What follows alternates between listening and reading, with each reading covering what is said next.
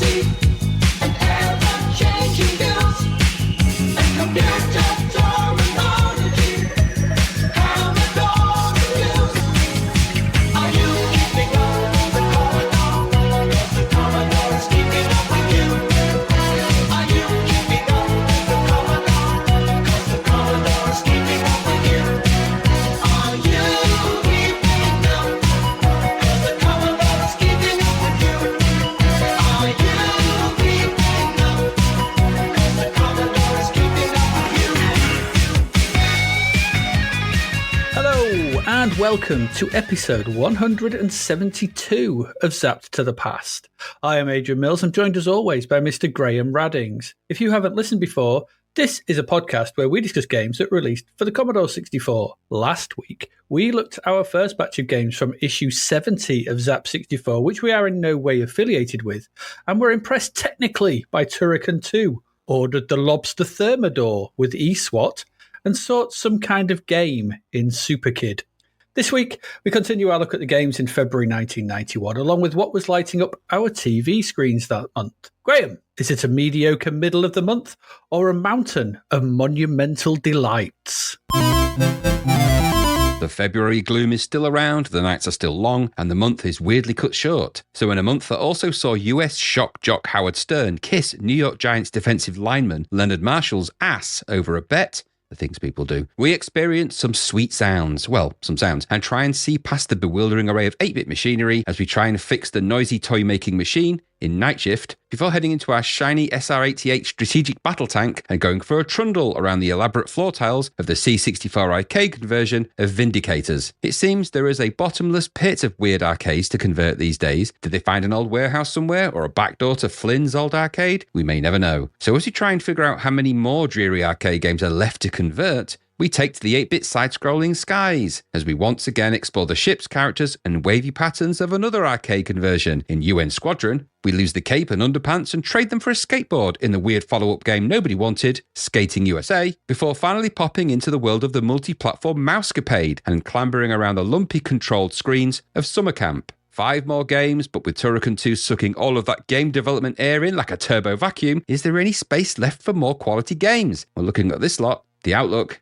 well, it ain't good. I don't know. I would like to say it's amazing. I'd like to say that. Would you? Would you like to say that? I would like it, but I don't necessarily think February's been the great. Well, it's not consistently the greatest, is it? That's the thing. No. There's some odd things as well. I mean, goodness me, there's some really weird stuff in this month. Yeah. It is a weird one this week. This is an odd bunch of. When I looked at those games, I was like, I don't know what any of them are. No, I hadn't come across many of them, and in some cases, I'm glad. Not one of them. Really weird. Just some really weird stuff coming out. There's some very odd stuff. But we've got 5 games. 5 games this week because it is the middle of the month, there. I don't know. I mean, Turrican 2 just stole all the air in the room, didn't it? It just came along and went. Yeah, it did. Yeah, it's like there's no more room for any code. There's nothing. It kicked all the other birds out the nest. That was the strong bird. Absolutely, that was the cuckoo. Yes, it was. It was the one that was surviving. Yeah, that was going nowhere. Yeah, it wasn't, and all the rest were like, "Oh, can I have some food?" I don't know. You just reminded me of that weird cuckoo film where that woman gets turned into. Well, she doesn't get turned into a cuckoo. She's attacked by a human cuckoo, a huckoo. It's a really weird film. It's very hard to explain. I watched that as well. Is that the German one? Yeah. Yes, it is. Well, it's got the guy out of thing in it. Yeah. Guest. It's got him out the guest in it. Oh yeah, it's good. It's good. It's just really weird.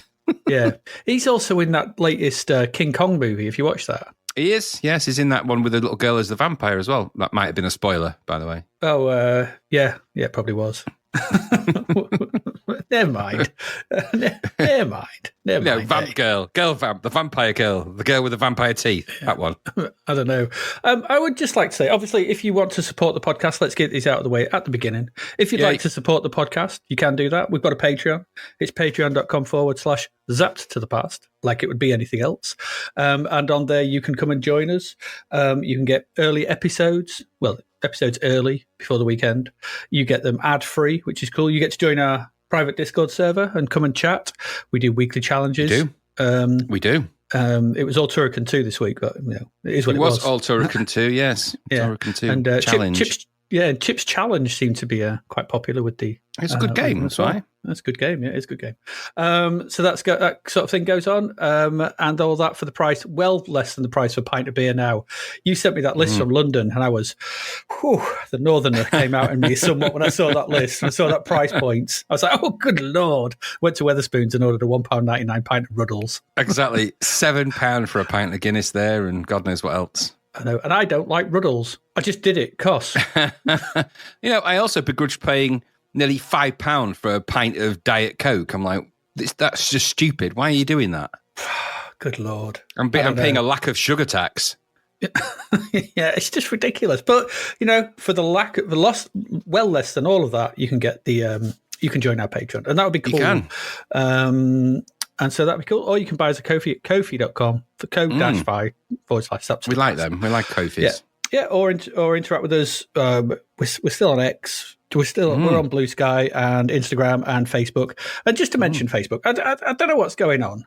There's certain there's the big Facebook groups. We've been posting on them for the last 4 years, just letting people know what the new episodes are. And suddenly, over the last few weeks, the posts are getting blocked. I don't know why. Not on all of them.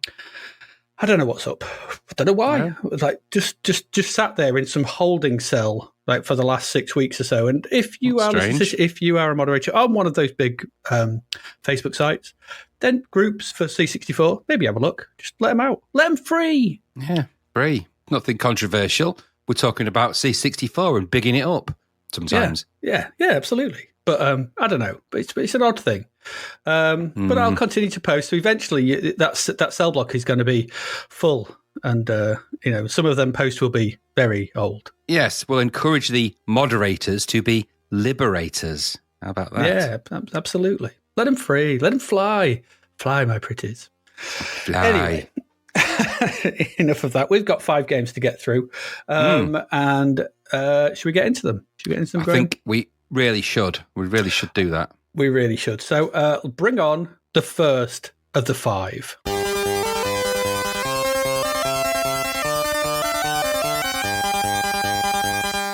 And that first one, this is Night Shift. Night Shift.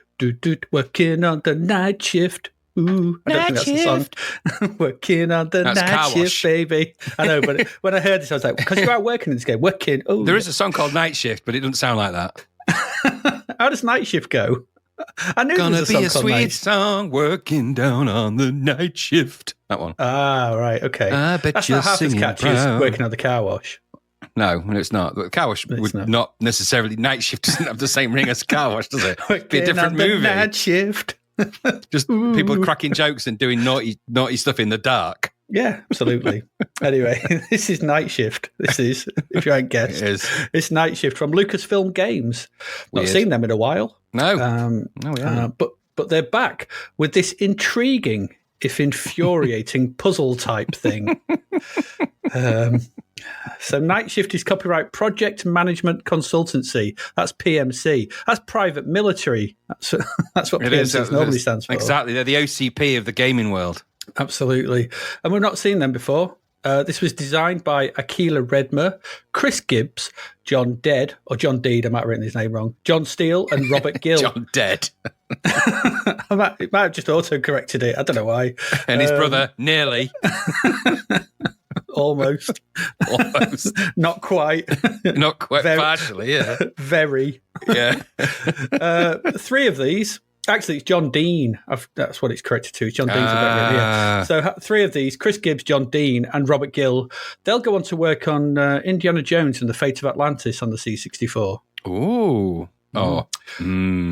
But all of them have got loads of credits across multiple platforms. They go on to work on loads of stuff. I'm way too much to list here.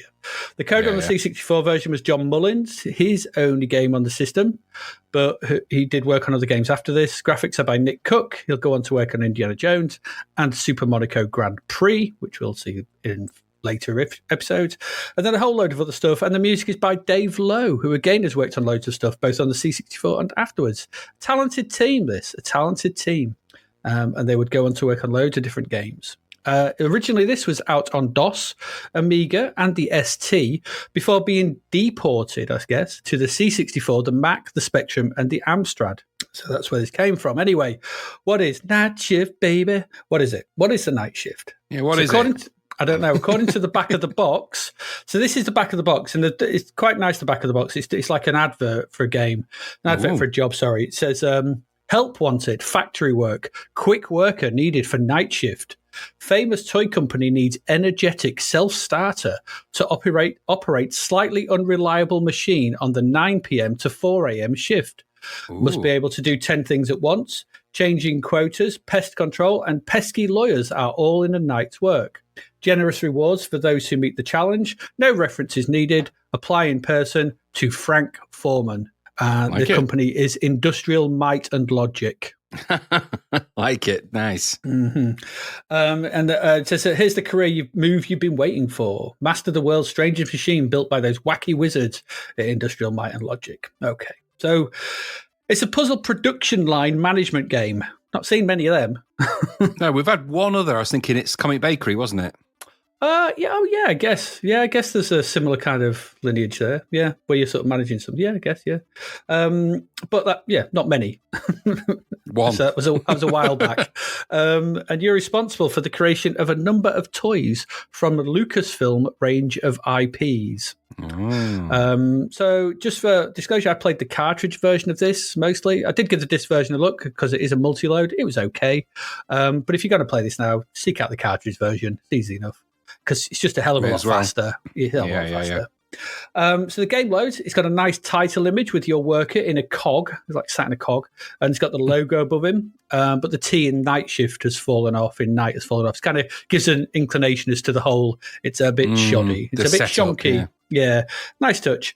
Here you can choose to play as either Fred. It's another good touch. You can play as either Fred or Fiona Fix-It. And you choose those by picking their job application. So, there's no real difference to the way they play.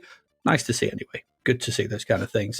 After picking our character, title screen loads in. We've got and this is a weird title screen. You got like a jester type character on a step ladder, and he's on the right, and he's like turning a wheel to roll up the credits on the screen. It's cool. It looks good.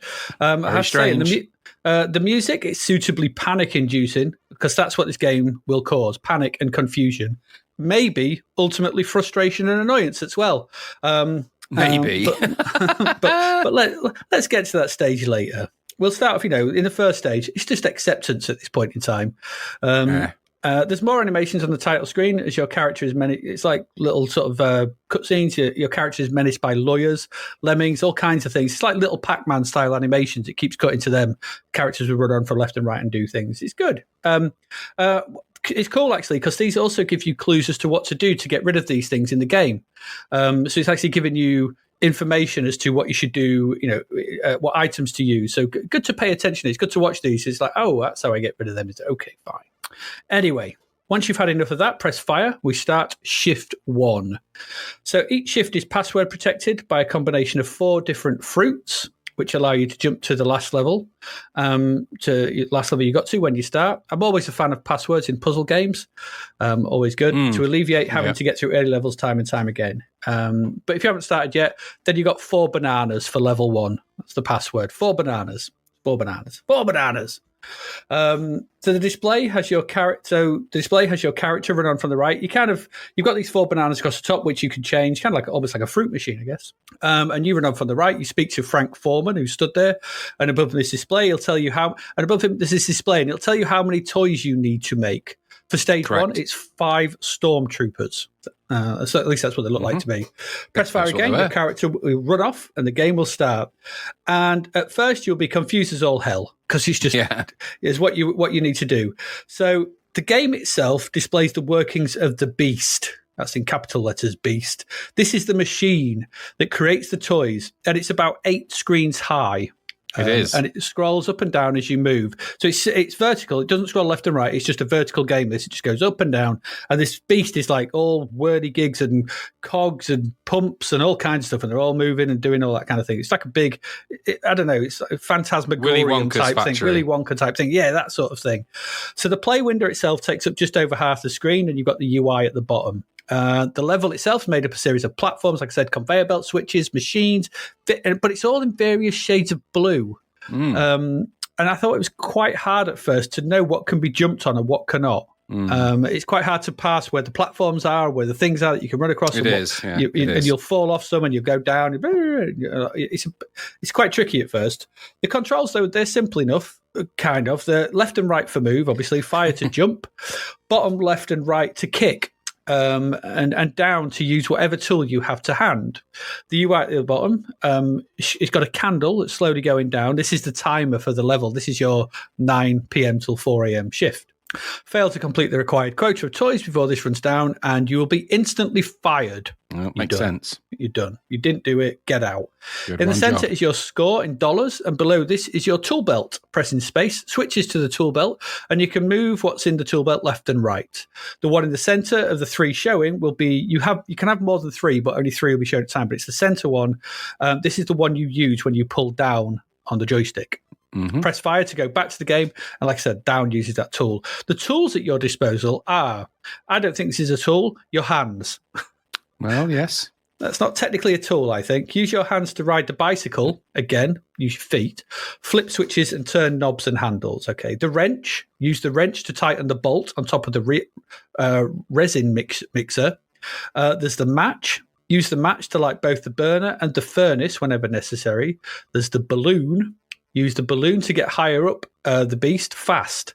To stop using the balloon, press the joystick button. There's the umbrella. Use the umbrella to fly down the beast quickly. Stop using the umbrella, press the joystick button. There's the vacuum.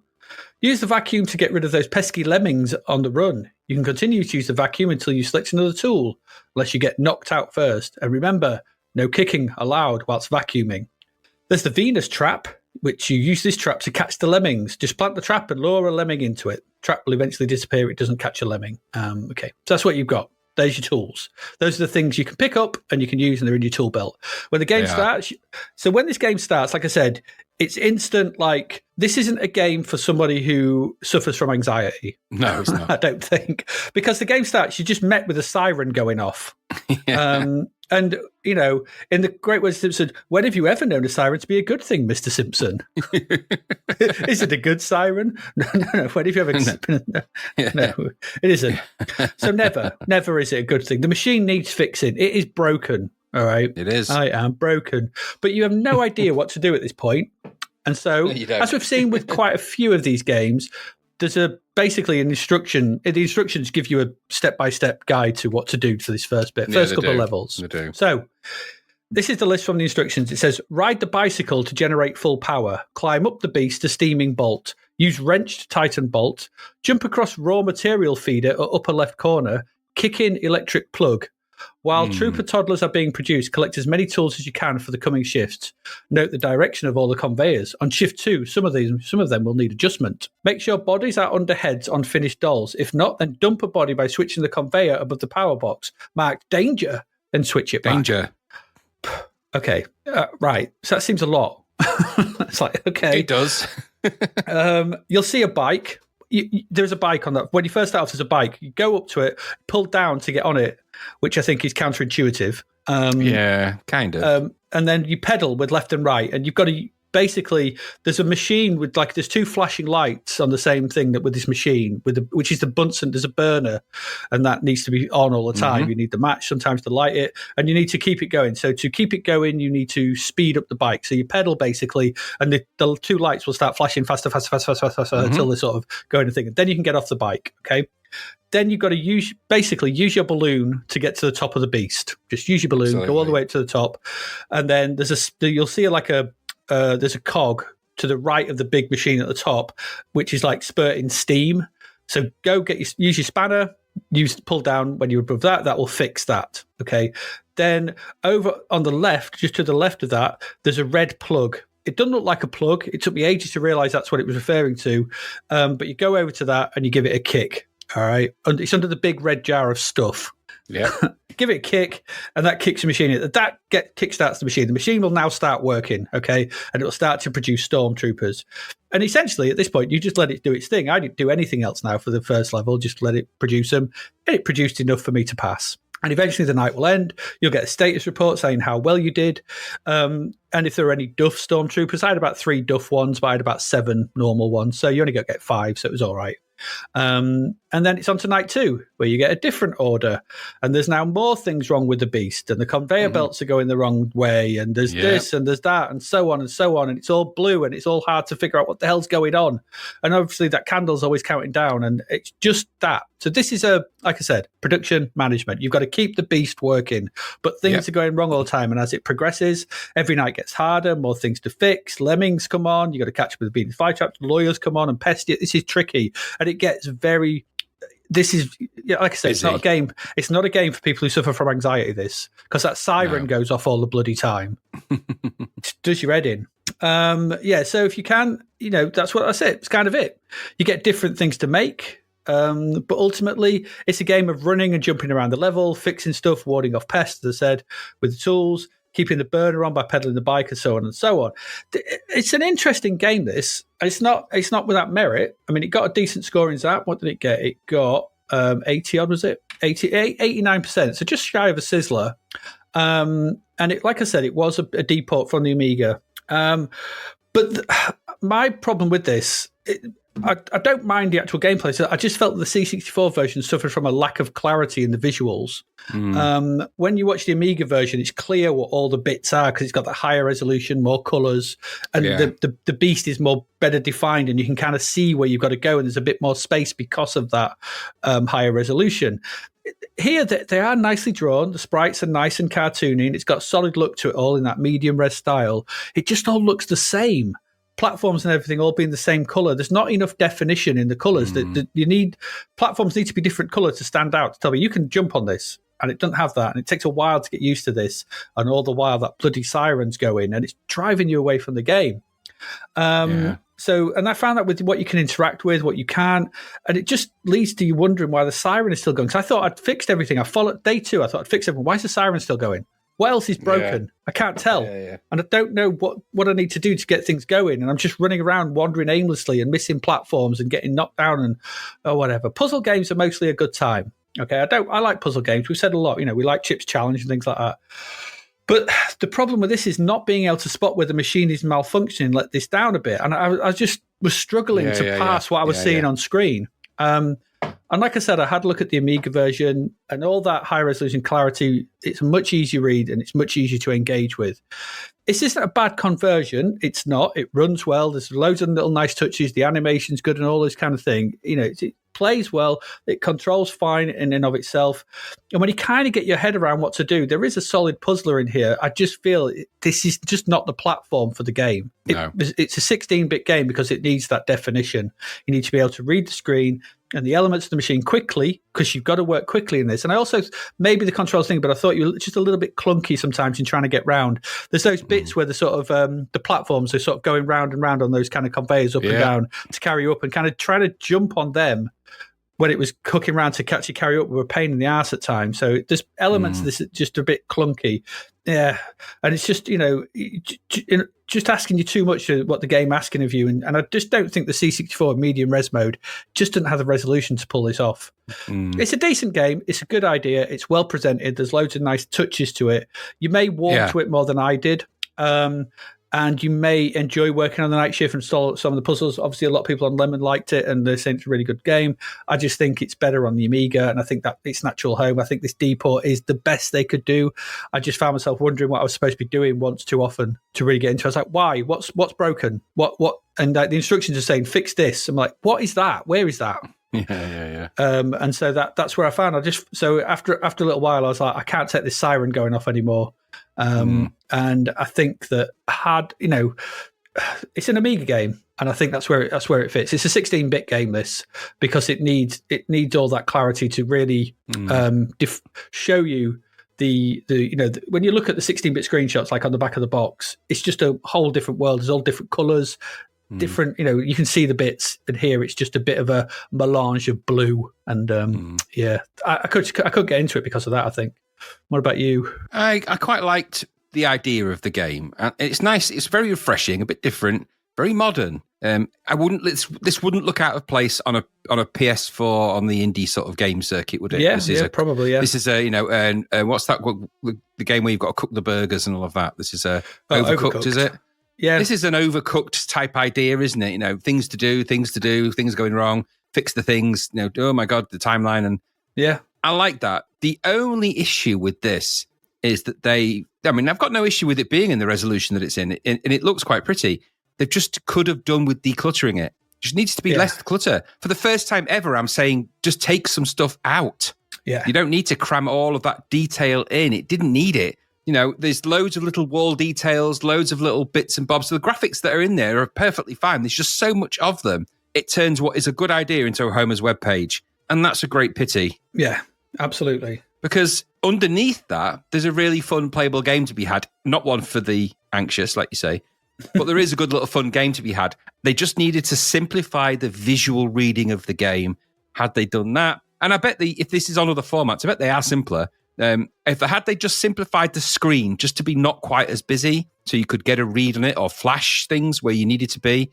Yeah. They've taken a leaf out of the last Ninja book and they've followed the System 3 rule where you don't give the players a frigging clue what they've got to do, generally speaking. So you look at this first screen with a siren going off and you're like, and also starting a game off with a siren, as much as that might sound like a fun idea, it's just, you are making, I suppose what I'm saying is that they made this game too easy to bounce off by just making it too much like the Amiga one on a platform that needed to be simpler visually and orally. So you just needed less to bounce off because, within a minute of you're stressed out thinking, oh my God, and the candle's burning and you don't know really what you're doing and nothing's really immediately obvious and there's no easy read on it. Exactly as you say, there's no easy read on those graphics. It's all kind of blue and a little bit nondescript and there's loads on the screen. And as much as it's well designed, loads on the screen, it just felt like it was a great big massive ode to the kind of pajama-rama type games without really a clue what you're meant to do, really. I mean, you sort of get the idea of it a bit, but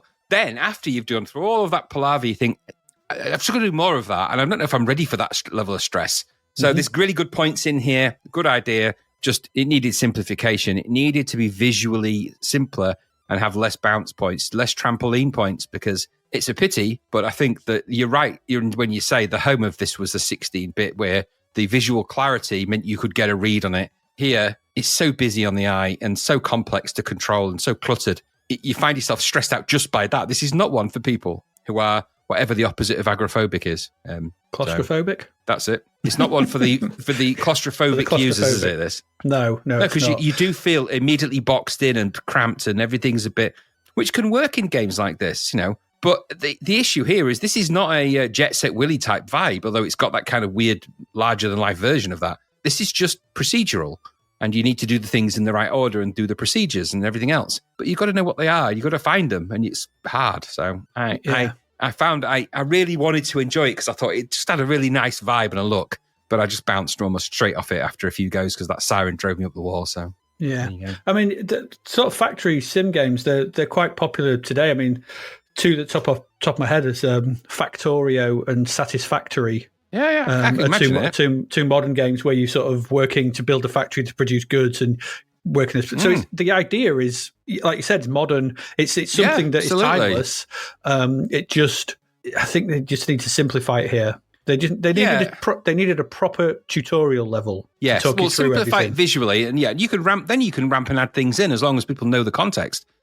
And also, the point about Overcooked, and that because that's a game of simple procedural, make the food in the right order and do all those things, and things happen. But there's also a bit more of a compelling arc around it. There's a little bit more to it. Whereas this, if it's just that, you've got to keep your job. I think you're going to get tired of doing that after a fair length of time of doing it. You're just going to be like, oh, not another level where I've got to pump the thing, to do the thing, to light the flame, to avoid the punchy bag, to kill the gerbil and all that. I'm like, I don't know if I want to do that anymore. Yeah, exactly.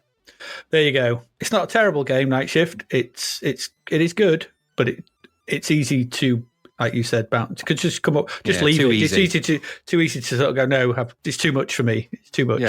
Yeah, exactly that. No easy in on this one. There you go. That's the Night Shift. We didn't work for very long on the Night Shift. Let's move along. We still have one game left this part. And after working on the Night Shift, well, it's time for us to become Vindicators. Graham. It certainly is, isn't it? Vindicators. 1999. What? That's a lot, isn't it? It's a hefty price tag, isn't it?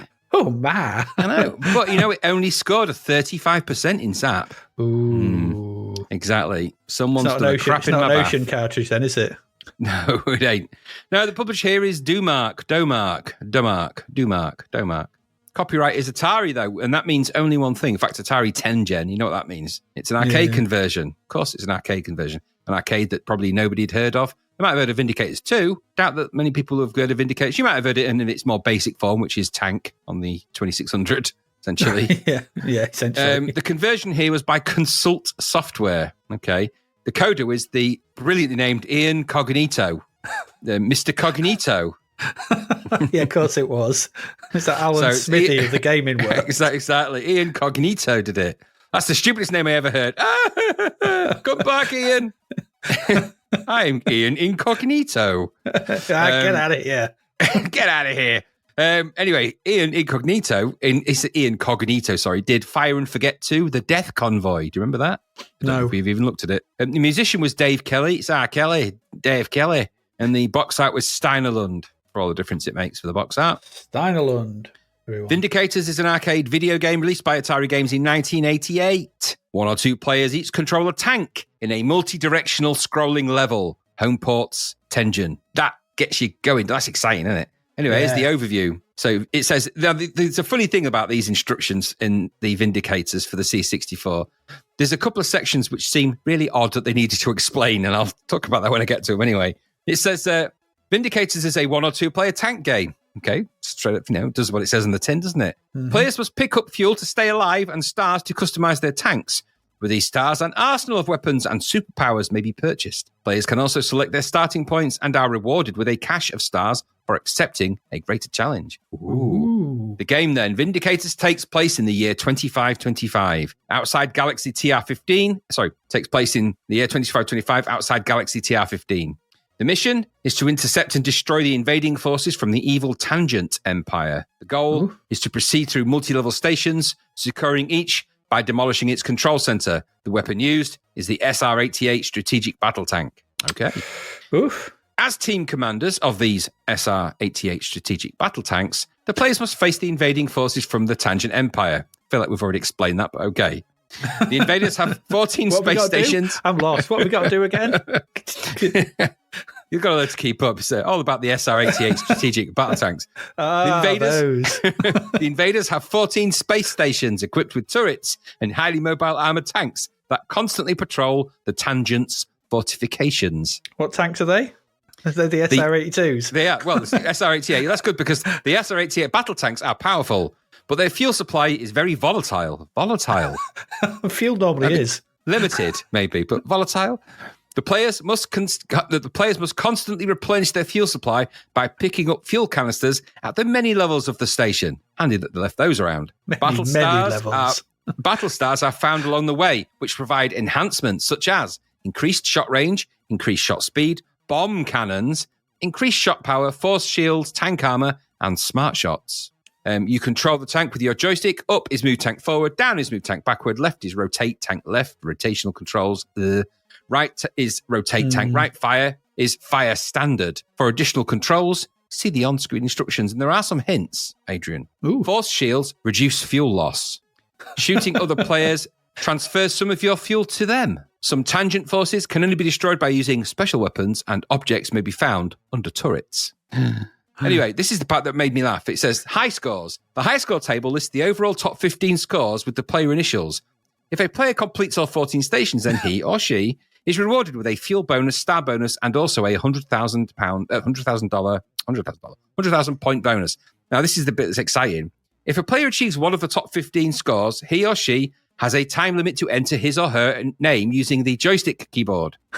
Use left-right to select a letter and fire to enter the letter. When all initials have been entered, the player will be shown the amended high score table with his or her score and initials highlighted. Just in case you didn't know how high score tables worked. It's 1991. They felt the need to explain them for some reason. I've always wondered what they were. How does it work? Can you imagine you got to the end of the game? What have I got to do? What is this crazy enter your initial stuff? What does it mean? I don't get it. What stupid is that? Oh, dear me.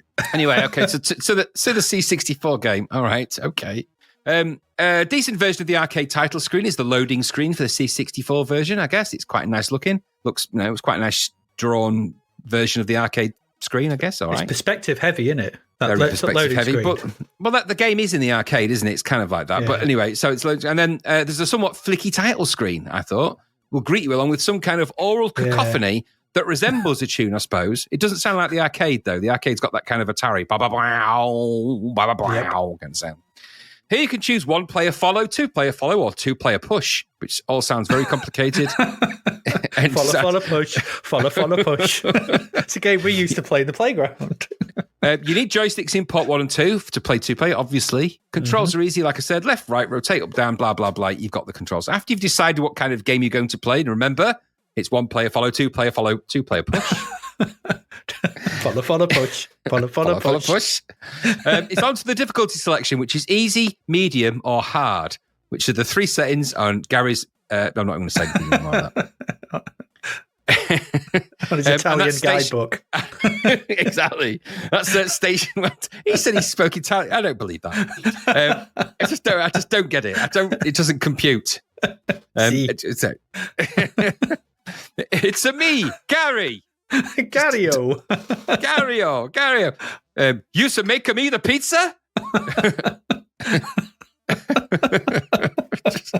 I'm sorry for all of our Italian listeners. That's probably what Gary sounded like. Anyway, I'm digressing and impersonating.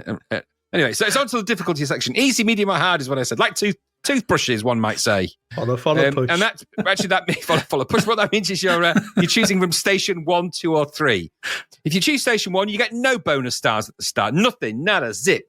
You're on your own. If you choose medium, you get 20 stars. And if you choose 40 for hard level, you get 40 stars. If you choose hard, 40 stars. Yeah, so great.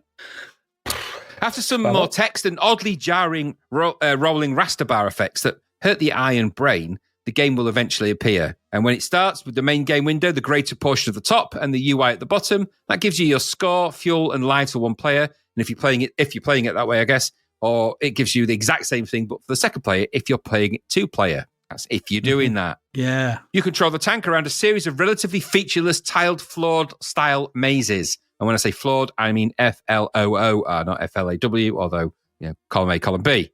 Yes. You collect the stars, shoot and avoid the enemies that attack, try and find the items, and get to the next section or level. Kind of outplays. The screen will, depending on push or follow, remember? Follow, push. Scroll around as you drive around the landscape. There are some fairly rudimentary sound effects to accompany your efforts with no music in-game at all. Your tank, along with other sprites in the game, are medium res, drawn to resemble the arcade to an extent, with some of the landscape details given out to a kind of orthographic 2.5D perspective attempt, which is of the arcade. No, I said of. Yes, you did say of. Most of the flooring is grey and browns with tile patterns. Most of the things are 4 colours and pretty blocky. The tanks animate through the compass point, unlike the arcade, which has 2 joysticks for control and much more sort of lateral analog movement. So this is really a twin stick style game, arcade game, made onto a single joystick compass points. It doesn't quite work really. Yeah. So that is you trundle around collecting the stars, finding the exits, and onwards we go. When you do get to the end of a section, you get the option to trade in your stars for the upgrades to your speeds and shot range and all those exciting things that may seem to make no difference really whatsoever. Nope. As you trundle around, the enemies will shoot at you or get in your way or both, except the ultra-annoying flying saucer, which never leaves you alone and can't easily be got rid of. What was that That all will about? drive you mad. It's just the liquor ship of a new game. It's like the siren and night shift. It is, and it's not in the arcade. Get to the end of levels, and you'll go on to the next section where other enemy types are there, some moving, some not, all dull. The word for this game is boring. It's probably meant to be a kind of advance. That's the crappiest RoboCop ever. It is. all thing dull, all dull. It is, some moving, some not, all dull. It is. It's probably meant to be a kind of advance on the old Atari game Tank, which is actually more fun than this anyway. Yeah. Even the tank level of Tron was better than this. It's just boring. Trundle, collect stars, trundle, avoid tanks, trundle, collect the keys. What? Trundle, go to the exit. It's like a boring tank version of Gauntlet. trundle, trundle, trundle, do the same thing over and over again with a moderately different tiling experience on the floor. This is a game that might excite tilers. You never know. For me, dull, dull, dull. Is this the C64's fault? No, because the arcade is dull. A boring game. Even with some of the extra graphics and sound effects, this is boring. Maybe 2 players held some fun. Maybe the 2-player game was exciting. Let's be honest. Because who would buy a game back then because you wanted to play 2-player? Nobody would buy this game for that. You go, oh, you know what? The best thing about a multi-tank game like this is the fact that we can both play it. Nobody ever said those words. Nobody. I'm the first person to have said that. So, no. This game looks like a game from 1988 and probably should have been released in 1988. An unexciting and empty shooting game that, thankfully, time had forgotten until this dreary dog egg surfaced again for us to have to sit through. Boring. What about you? Follow, push. follow, push. Yeah, exactly. Follow through and push. That's me going to the toilet. Oh, I've written the same as you. This is very boring and very typical of Domark's output overall. They're boring, aren't they, Domark? Like how CRL were crap, Domark are dull. It's like alliterative stuff, isn't it? Yeah. Crappy CRL, dull Domark. It's a run-of-the-mill and rather dull tank version of Commando without any of the fun or thrills that game presented. And like all those great sound effects and music of the arcade, the ability to turn and fire in loads of directions. You know, if you're going to have rotation at this point, then make more than just 8 points. Otherwise, just have 8-point movement. There's already 8 points on the joystick. Don't make it hard for me to actually point in the direction I want to go if that's all you're going to do. Like we saw it's restrictive when you shoot it, isn't it, as well? Yeah, License to Kill. You had multiple, multiple. So that worked for rotational because you can't do that on a joystick. That works. This doesn't. Stupid. It's all been jettisoned for a boring, sedate, plain-looking 8-way shooter. Yeah. And it's not like this should have been beyond the machine's capabilities. It should have had some music in the main game. Should have had something. Without any of that, you just have this lumpen, dull, ploddy experience. Yep. Again, there's nothing vindicating this. That's for sure. No.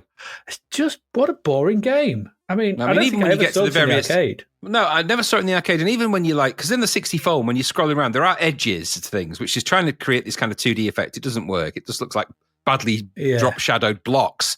And then when you do get to sort of finish the level, which is just, by the way, just driving into a doorway, and you don't even have to drive into it, just have to drive near it, which really annoyed me. It really annoyed me. Like, I'm not in the door and you've let me in. That's stupid. You then get to these kind of the sequence where it says, you're going to the next section. You're like, oh, that's exciting. It just looks like a weird fruit machine that you can't control. There's just these rows and rows of icons. You're like, what on earth is that? And none of this is in the arcade. It's better than that. The graphics are obviously better, but it's just, no. Yes. It's just boring. But it's so boring. Imagine spending 20 quid on this. I can't imagine it. Did you try it 2-player? No. No one did. No one did. That's the problem. No one cared. Come, follow me into Vindicate. Go away. Get off. Come round to my house and play Vindicators 2 Vindicators. is very popular. Apparently Vindicators 2 was quite popular. The sequel, obviously sequel to this. I'm hoping that they made it a completely different game and it wasn't just boring tank boring. Follow, push. The second one. But there was a part of me that thought, you know what? This has, there's a game in Tron, isn't there, where he's got tanks in Tron. Yeah, and there's a 3D version of that in the film, obviously, not in the bloody C64 version. And I thought, are they trying to sort of emulate that in some kind of weird way? Because it's nothing, you now like it, but it's just that sparse kind of grid-like landscape and stuff. It just had Tron vibes about it. It's a crappy version of the bit where you get in the tank in Ikari Warriors. Yeah, and that was go and get that. It's way cheaper. It's way cheaper. It's way better. And in the arcade or at home, it's better. It's just more exciting. So play Ikari Warriors instead. You ain't wrong. I'm not wrong. There we go. That's your games for this first part. We had worked on the night shift, and why is it called Vindicators as well? I don't know. I guess it's something to do with the arcade and the weird story. But you're just 2 tanks and a badge. Yeah. Nobody wanted that. Nobody. No. Anyway, on that vindicating note, we're going to take a quick break because, good Lord. We need it. Yeah, we do. We're going to come back. We're going to see what's going on TV in February 1991. So please do stay with us. See you in a bit.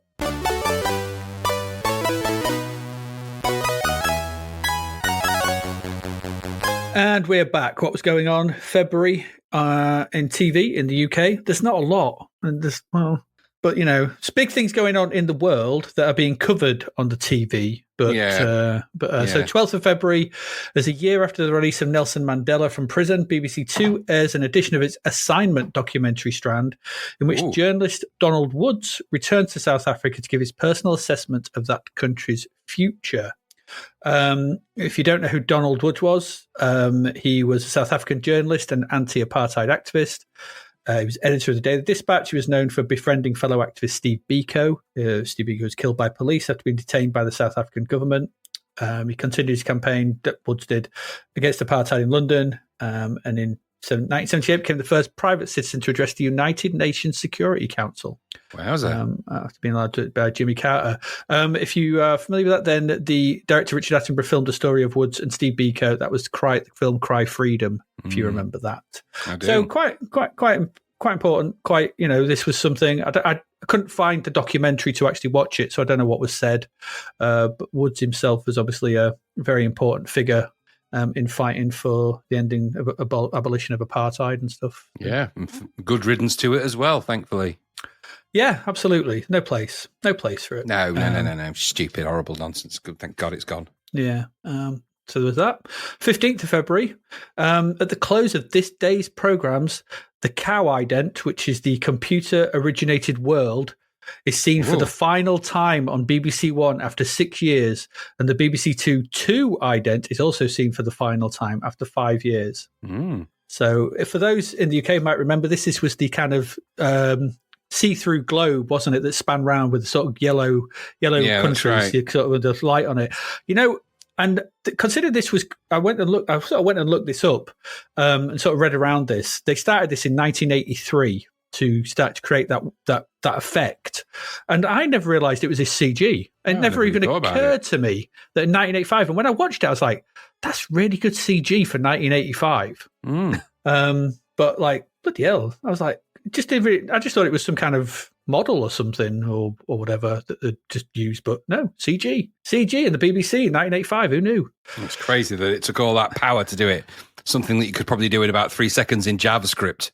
Yeah, absolutely. Yeah, now it's nothing. But looking at it then, I was like, if I'd have known at the time, I'd have been impressed. You'd have made a point to tell everyone you know. I would. But when you go home tonight, just give a moment of appreciation to the BBC the new ident. It's pretty cool. It's pretty cool. It's CG. You don't know it's CG. It's computer you know what graphics. CG That's stands for? Cow. Something. Who knows? Following day, both BBC One and BBC Two received new idents. Both generated from Laserdisc. And featuring the BBC corporate logo introduced in 1986. BBC One features a numeral 1 encased in a globe. BBC Two features 11 idents based around a numeral 2. There's new idents for Open University programmes coming to use as well. It's very exciting times, I tell you, back in the UK on telly. It is. And goodbye to the ba ba ba ba ba ba ba ba ba ba ba of the Open University. Yeah, good Lord, I recognise that music. Even though that tune was a terrible version of it. Yeah, it wasn't great. But yes, I remember that. That kind of logo just got coming on, like, it was twisting on. And now on the Open University, Professor Johnson talks about polarising. Here we look at two polarising filters. I'm going to be changing the channel. Yeah, absolutely. Yeah. All new idents, Yeah. Everyone's new. It needed to change. Change is good. Change is good. Yeah. 16th of February. Well, change is not always good. Change is not always good. Matthew Kelly succeeds Bruce Forsyth, as presenter of ITV's You Bet. You love that show, don't you? You love that show. I did. He's no Brucey Matthew Kelly. I've got an episode here. I've linked to an episode here. Did you watch it? The acting in the little skit at the beginning. I saw that. I wish I hadn't. God, it's dreadful. His tie is a criminal offence. He was famous for having them loud ties and all that, wasn't he? Oh. I couldn't get past them in the music. The title music was so dreadful, all them loud trumpets. Not the only time we're going to hear that. And I agree totally with his tie. It is just ridiculous. But he's also 6'9". He's a giant, isn't he? He's like, he could have played Chewbacca. He's massive. And his hair looks like he borrowed it off Chewbacca. He's got a curly mop, hasn't he? Right at the top of that, it's like a giant mop. It's crazy. He's very tall, very thin, and with a mop on the top of his head. It's like, he's an odd-looking man, Matthew Kelly. And common to the kind of time frame, he kind of overplayed the kind of camp card a bit there, didn't he? Which was kind of common on TV at that time. You know, and it was all very sort of the TV. Some of the TV people, I guess, played that kind of role, didn't they? But I don't know. It felt it was just a bit over the top. It wasn't right for that show. No, he's an evolution of people like Larry Grayson. There's anything wrong with that, but it was all a bit, you know, I don't know. It just felt a bit forced and a bit unpleasant. Yeah. Well, he came from thingy, didn't he? Game for a Laugh. That's where I first knew him. Yeah, watching you, watching me, watching them, watching us, watching them. He was one of the Kellys, wasn't he? There was him and Henry Kelly. Henry relation. Kelly, yeah. Yeah, there was the two Kellys, then they had old Beadle, didn't they? Beadle and... I can't remember the woman's name. Who's the woman on it? Sarah something. On it, yeah. Oh, it's dreadful. I'm sorry, I can't remember. It's gone into the ether. But there you go. But like I said, there's no Brucey. Sarah Kennedy. Well done. Wow, he pulled that out. That's like Kennedy, Kelly. Two. Well, after I erased Beadle, her name appeared because I had the Beadle block. So, watch out, Beadle's about in your brain. Yeah, it's the Beadle block. It can happen. If you think of too much Beadle stuff, it blocks everything else out. So you've got to remove the Beadle. Then you need to follow, push. Exactly. It's like a kid's game. You're the Beadle. Not a game you ever want to play, like. No. Good Lord. Christmases must have been great at your house. Well, no, they weren't. 26th of February. God, it's really depressing. Well, I suppose not. Iraqi leader Saddam Hussein announces the withdrawal of Iraqi troops from Kuwait. As the war comes to its conclusion, television programming begins to return to normal. That's why there's no telly on. It's all just coverage of the Iraqi war. Yeah. Normal then means wall-to-wall bloody naff crime dramas and murder mysteries from what they things were showing at the beginning of the year. Yeah, well, you know, you've got to keep people happy in those quiet, dull months of January, February. Exactly. He's the detective and he knows what he wants. This is butter. That's the sort of thing they'd call it, just butter. Hey, pass me that cheese. Butter. ITV. 9 o'clock Tuesday nights. Yes, the exactly. shit night. Tuesday night was always the shit night, wasn't it? Ian McShane is butter. I don't like what you're saying and I don't like what you're doing. You're a criminal. Get out. Butter in his most controversial case, yes. Fresh from Heidi High to butter. Ian McShane? He's not in Heidi High, was he? That's Paul McShane. They're all McShanes. Ian McShane's in Deadwood. He was Lovejoy. Yeah, they're all the McShanes. It's the same family. Yeah, probably. They're all the clan McShane. Very well might be. I don't know. Good old McShane. Butter. They call him McShane. Who's nicked the knife? You stole my butter. Get out. Sorry, is that butter or batter? I come from up north. I come from up the north. New shows. Let's get in some new shows. Oh, God. Let's see what's going on. 1st of February, there was Lazarus and Dingwall. There was, yeah. It was there. This was a short-lived sitcom television show featuring Mark Arden and Stephen Frost, airing on BBC from 1st of February to 8th of March. That's short. They were a team that were never that funny on their own thing, were they, those two? No, this was a spoof of police dramas, and I've got the intro here. I watched the sort of opening, and it's very unfunny. Oh, it's so unfunny. But it did remind me of another programme, which was a kind of a sort of cop piss-take type show, which was called A Touch of Cloth. Now, A Touch of Cloth never got the kind of the recognition it deserved. And then I watched it back and I'm like, maybe there's a reason because it's not that good. It's Charlie Brooker, wasn't it? Charlie Brooker wrote it. Yeah, Charlie Brooker wrote, but it is quite funny in its own way. But some of the jokes, they're firmly of the 90s in there. Oh, really? I can't remember there's an entire sequence in there where there's I'll put the clips in the show notes. Go and watch it. It's just awkward. You're watching it going, oh, that feels a bit. Knowing what we know now about the police and some recent events, it's not so much fun to watch those bits. Oh, right, okay. I just said go watch Police Squad. That's the best. Oh, that, yeah, it is. Police show, Naked Gun, that kind of thing. 6th of February, Anything for Money.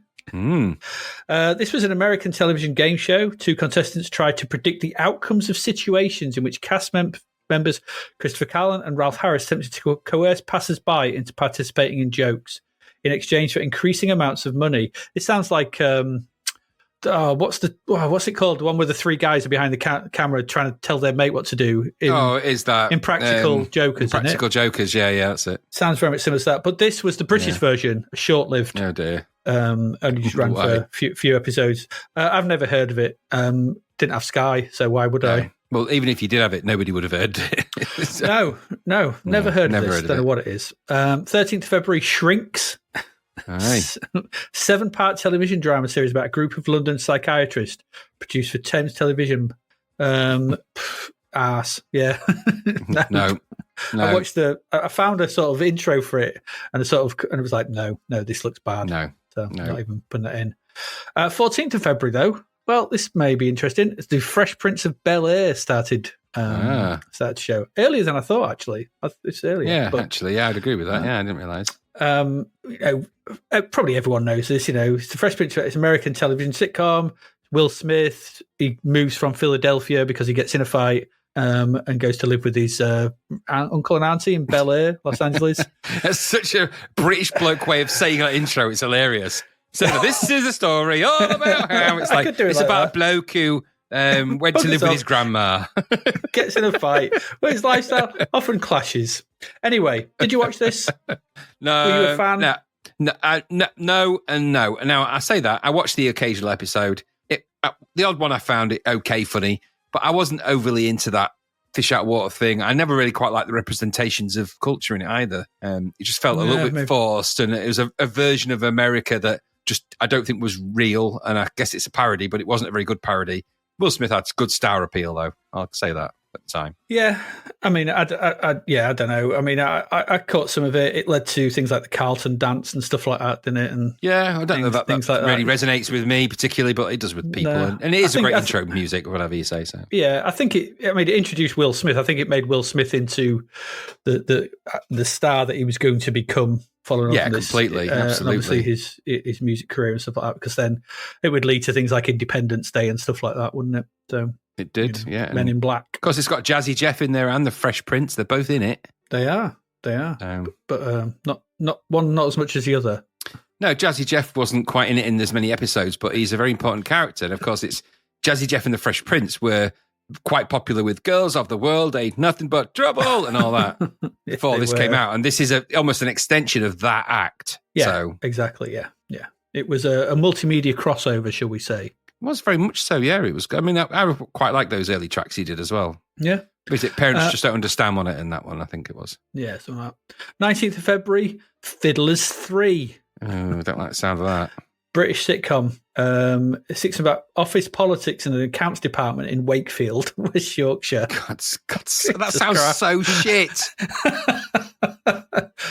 Imagine all the layers, right? That has to go through, all the people that have to okay it, green light it, go, yeah. I mean, office accounts department in Wakefield, West Yorkshire sounds like the best thing.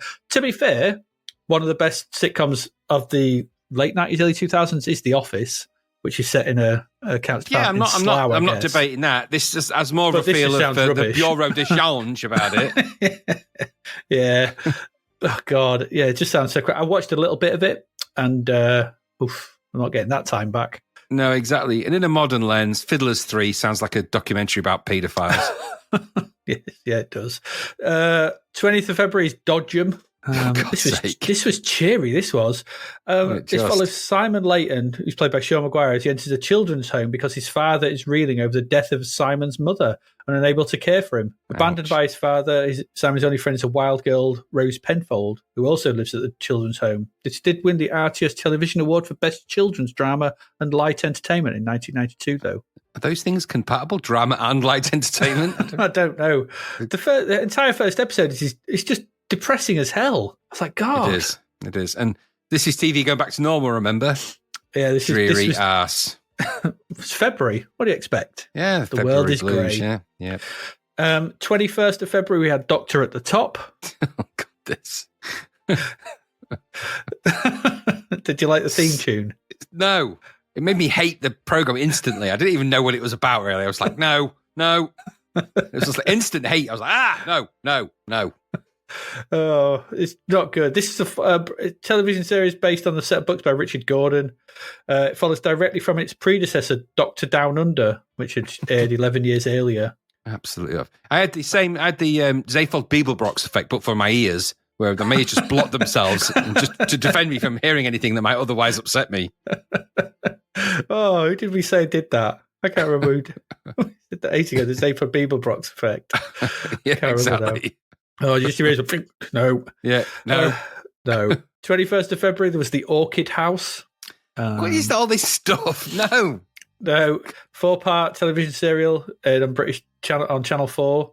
Look at that cast. Know. Nigel Terry, Elizabeth Hurley, Curly Whirly's in it. Oh, goodness. It's based on the 1953 book by Phyllis Shand Alfrey. Yeah. I don't know anything about it. No, Sleepy TV. No. 24th of February, there was Trouble in Mind. Right. It's a short-lived British television sitcom. Ran for 9 episodes.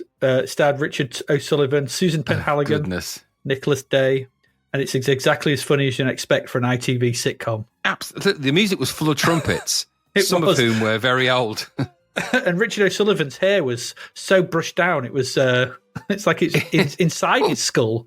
Well, they resurrected him. I mean, goodness me, the guy was a sexy hunk on Three's Company, was it, or it was called in the UK? Oh yeah. And he was in that, and he was like the guy with the 2 women who were living with him. I can't remember what it's called now in the UK, but he was in that. I think he was also in the Liver Birds, I think, as well. Was at it one point. not Man About the House? Man About the House, yeah, it might have been. Well, he probably was in that because he was in everything. He was that guy in everything.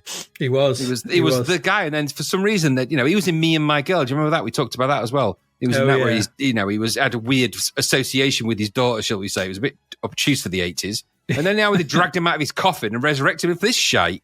Leave him alone. Let him die in peace. He was all asleep and ready to go. He was just enjoying his retirement. He was Zardoz. He was almost full Zardoz, and you disrupted him, and he came back in a bullet belt and pants, and we didn't need that. Richard O'Sullivan in Zardoz. He is in Zardoz. Is he? Oh, okay. I'll take your word for it. Was he in pants? Was he in those the same pants as everyone else in it? Everyone is in pants in Zardoz. It was contractual. What is this? Why have we all got to wear pants? Because I wrote it like that. It's the first time I've seen a pant clause in a contract, but okay. I'll sign Contractual pants. Now bring me my pants. Connery. Bring me my pants. You want, what was that, Sean? Pants or pans? We've got loads of pans. What do you want? I should punch. Punch? Is that new fragrance? What is this? Jardage. You can't even say the name of the film, can you, Sean? Get your pants on. Get on set. Oh, the smell of it. These pants are too tight. Jardage. So you can't say it. You're not going to be able to get on the set. Got 5 minutes to film your bits and bugger off. I blame my zip. My zip's too tight on my bullet belch. Your bullet belch? For God's sake, Connery, I told you 2 minutes ago, get on the set. Shut off. I heard that. You lispy twat. Get out there. Get out there. Pants or no pants. Preferably with. You'll frighten all the other cast. Again. Took us ages to get Sullivan out of his coffin. Sullivan? Oh, here we go. Anyway, 25th. That took an odd turn. Random.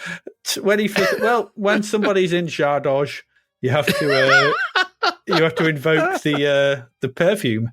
But, just as an aside, right? Just to say, in Zardoz, there's an entire brand of people, like a cast of characters, not characters, like a gang. And they're called the Apathetics. And I'm pretty sure they were put in there because that is the one word that Sean Connery would never be able to say. The apathetic. The apathetic. You wouldn't be able to say that if you're done. You don't get paid unless you can say that word, Connery. Oh. Up and Adam. Up and Adam. It's literally that. It is exactly that. Anyway, sorry, I digress, obviously. Apathetics. 25th of February, just to round it off. I told you there's not much going on in TV. There was Radio Roo, Oh, God, this. a British children's television programme which featured the adventures of Dennis and Clive, who run a radio station. Radio Roo, based in England, that Clive inherited. And they've got a Australian kangaroo. Yeah, that's the thing. A badly Australian impersonated kangaroo with corks around their hat, going "Good day, mate." Wait, it's like, oh, we're not going to win over the Australians with this. It wasn't. They gave us very neighbours. We gave them Radio Roo. You're welcome. good. You gave us Kylie. We gave you Dennis and Clive. Thanks. And it's such a lame show as well. It's such a lame show. It was. That's it. Not much going on. Good TV God was for returning that. to normal. Remember, we were at war. So I think that affected what was going on. There's still Not loads kidding. of rubbish shows. Loads of rubbish shows. We're going to go take a break, tighten up our Jardosh pants, and then we'll come back. We've still got 3 games to get through. Still got 3 games. They will be with us after the break. Stay with us. Okay, we're back. Still got, like I said, 3 games. The first one up on the altar of quality is UN Squadron. It's UN Squadron. It's £10.99. £10.99. This is another arcade conversion. This is from US Gold. This is UN Squadron. Or as it was known upon release in Japan, Area 88, as it was based on the manga series of the same name. Of course it was. If you didn't know, the original game was released in 1989 by Capcom. And here at the start of 1991, we get releases for the Amstrad, Amiga ST Spectrum, and of course, C64. In Yay. Japan, Graham, Game Machine listed UN Squadron on their September 15th, 1989 issue as being the 6th most successful table arcade unit of the month. Probably a good arcade then. Yeah. In North America, it was a major hit, becoming the top grossing software conversion kit on the Replay arcade charts in February 1990. Now, if that's not a niche chart, I don't know what is. That is niche. I couldn't find any credits for this conversion. So no idea who did this port for C64. It's always a good sign when no one's put their name to it. Yeah. But let's see if the people who made this should step forward and take some credit for it, or maybe just stay in the shadows. The game is a decent loading screen. It mirrors the game's cover. It's got a guy in sunglasses in the top right and a pilot in the top left, and some smooth-looking planes beneath them. Those planes have been smooth. So smooth. So smooth. When the game loads, the game actually does a front end of this, the game does a semi-decent job of replicating the track sequence of the arcade. Yeah, no argument there. So first thing we see is the image of the flame-haired unicorn. It's not animated, but at least it's a flame-haired unicorn, which is from the arcade, which is weird. Oh, that's what it was. I thought it was an egg. No, it's a flame-haired unicorn. Thought someone had dropped an egg on the floor. It's a flame-haired unicorn. Okay. It's in the arcade. It's from the same I see angle. it It's just animated. In the arcade. And then we get some text and information about the 3 pilots in the game and the planes that they fly. I will say that Greg Gates doesn't sound like a Danish name to me. No. But I've been wrong in the past, so what do I know? Exactly. It doesn't sound particularly Danish. The music playing at this part is pretty decent. It's got a good beat, and it's a decent rendition of the arcade. I thought it was all right. I like this opening sequence. Opening bodes well. Pressing fire lets us pick from the 3 characters. They are Shin Kazama, Mickey Simon, or Greg Gates, as mentioned, or the aforementioned Greg Gates. They all fly different planes. They've got the F-20 Tiger Shark for Shin, the F-14 Tomcat for Mickey, and the A-10 Bomber for Greg. This is actually reflecting the game itself as well. And what we get is we see like portraits of them, quite nicely drawn portraits of them above 3 runways. Picking one of them sees their plane shoot up and off the top of the screen. It's quite cool. I like this bit. I thought that's nice. That looks good. That plane's a good plane. Different planes for each one. Cool stuff. You can also play this game with 2 players simultaneously. So pressing fire on port 1 will allow the second player to also pick a character to play. All good so far. I was thinking this might be all right. Why did it only get 67%? Good question. Once done, we get a mission briefing screen from a guy with unexpectedly long hair for a military man. It's got really long hair. It's like full screen in the arcade sort of thing. They cut it down to just a headshot, but it's still that's a luxurious mass of hair he's got going on there. It's all window dressing, though. And while it's not the same as the arcade, it's good to have it in here regardless. They've taken the pains to go to, front end, let's make it like the arcade. I liked it. It's good. You can press fire to whip through all these screens as well. Another good touch. Before we finally get to the weird weapon select screen, a Noddy holder appears to sell us some weapons or extra stuff. Does look like Noddy holder. It does a bit. So the game's got like a number of extra weapons that you can either buy or find in the levels. So at this point, you get a choice of a couple. But I'm just going to go through what all the kind of power-ups or different kind of weapons you have here. These are listed in the instructions. Okay, so first up, 16-way shot. This launches missiles in 16 directions. That's ST and Amiga only, though. Oh, right. Okay, useful. There's the bullpup. This launches missiles in a wide range. There's the bullpup 2, a more powerful version of the bullpup. There's the gun pod. Shoots continually at the ground for a limited time. That's not on the Spectrum or Amstrad, though. There's the Super Shell, a strong piercing weapon. There's the Napalm. It burns the ground. No shit. That's all it says. Round laser. Discharges a wide range laser. That's also not on the Spectrum or Amstrad. The Super Shell 2, a more powerful version of Super Shell. The Phoenix, a homing missile. The Bomb, a regular bomb for ground attack. The Bomb 2, a more powerful bomb. That's not on the C64. There's the Falcon, the strongest homing missile. That's also not on the C64. The Napalm 2 burns more ground. Also not on the C64. And finally, the Big Boy, which is the most destructive bomb, but unfortunately not on the C64. It's a weird, pick and mix of well, this is on that, that's on this, this on that. These are the ones they could do. Yeah, exactly. You can also buy extra shields and energy as well if you have enough money. And once done, you select exit and it's onto the game. I played the cartridge version of this, which makes the loading a lot snappier, of course. But that just means you get to the game quicker, which is good, isn't it? There is a story, of course, for this. I didn't mention it. I'll mention it now. For many years, Graham, the countries of the Middle East have been in a state of economic and social ruin due to violent civil war. While the rest of the world demanded an end to the bloodshed, evil arms dealers had little trouble infiltrating each country's volatile government with false promises of wealth and power. Now united and with revolutionary new weapons, this corrupt alliance could dash all hopes for world peace in an instant. The only obstacle between harmony and anarchy is UN Squadron, a multinational force flying the latest aerial firepower. That's it. That's the politics of the late 80s, ladies and gentlemen. There you go. If we weren't fighting drugs, then we needed to bomb the Middle East. That's pretty much it. Yeah, that's all we needed. Anyway, when the game starts, none of that. Or the interesting intro will matter because the disappointment of this conversion is revealed in all its glory as soon as the game starts. The first thing you'll notice, the music disappears and the cool-looking plane that took off when you selected it is now a bitty, flickery little sprite. And the backgrounds look like a game that came out in 1985 and were drawn by a 5-year-old. This is a left-to-right horizontal shooter, and you'll be beset by various military threats, so helicopters, gun emplacements, planes, bombers, the usual stuff, that kind of stuff. The UI at the top has lots of things on it, things that are unknown and not mentioned in the instructions. There's POW. It just says POW. It's got a number under it. I don't know what it means. And then under it, it says total with another number, and then I think a dollar sign might not be next to that. Under this is your health bar with a number next to it. Then we have the present level, another number, then another number, which might be the amount of dollars. It's just numbers and stuff. I couldn't figure out any of it. Then there's a picture of you. And then there's the same for player 2 on the right-hand side. It's equally confusing. You shoot stuff. As you shoot enemies, they'll drop different coloured pods, which increase the number under the total and the amount of cash you have. Okay, which I think is the dollar sign. Controls the standard 8-way movement. Tap the fire button to shoot your mega weapon. And hold down to shoot your standard gun.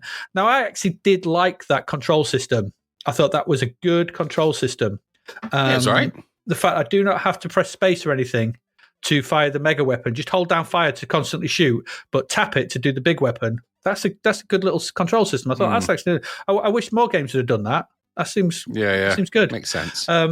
It's just a shame that it's in here because it's in this game. Because there's no real fun or enjoyment to be with it. It's a left to right, as I said, left to right scrolling shooter. But Silkworm came out ages ago, as did a whole slew of horizontal shooters that were better than this in every conceivable way.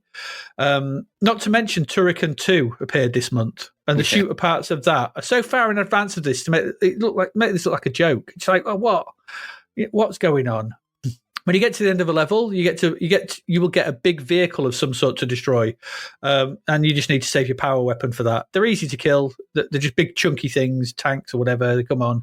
There are 14 or so levels to get through, and there's obviously each with a multi-load. That's negated by the cartridge version.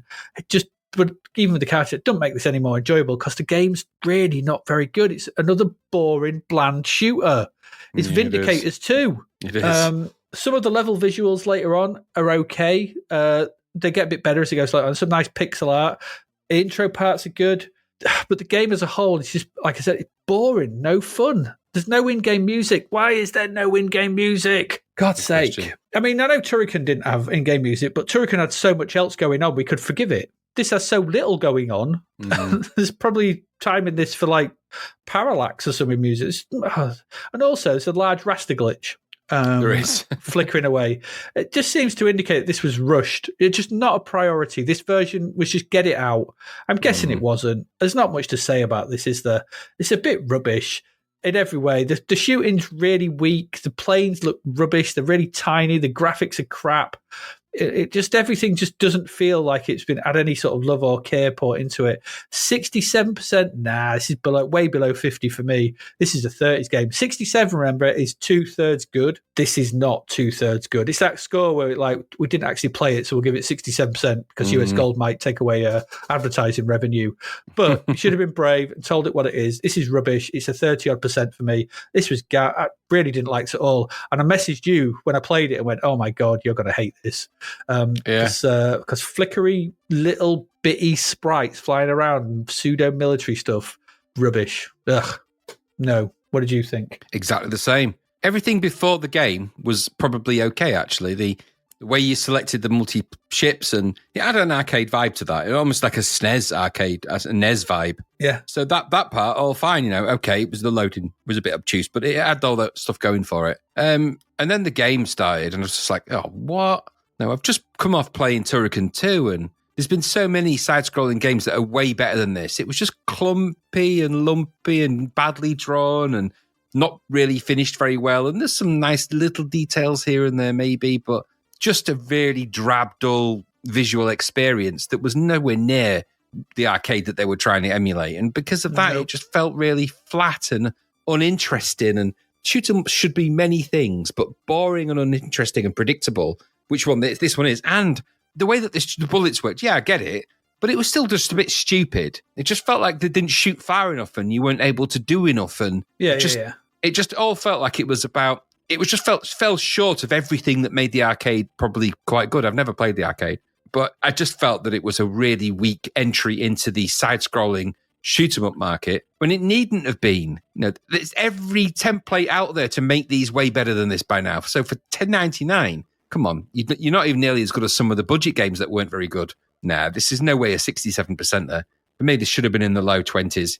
Be honest and be about what it is. The game looks terrible. It looks like it stepped out of 1986, 87, and not even a very good end of it. So no good for me. I didn't enjoy it at all. And this is the month of Turrican 2. So if you're not that good at making shoot 'em ups, then step out the ring, get out the game. So yeah, no wonder no one credited for this. No. I get the idea of what they were trying to do, and somebody had the right idea at the beginning, but the person who made the game didn't have that idea. So, no.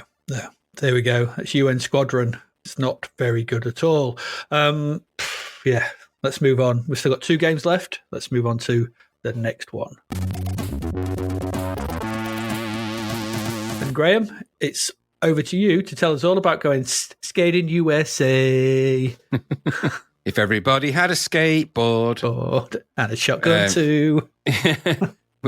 I've got a gun racking my Chevy for when. Go and watch Top Secret.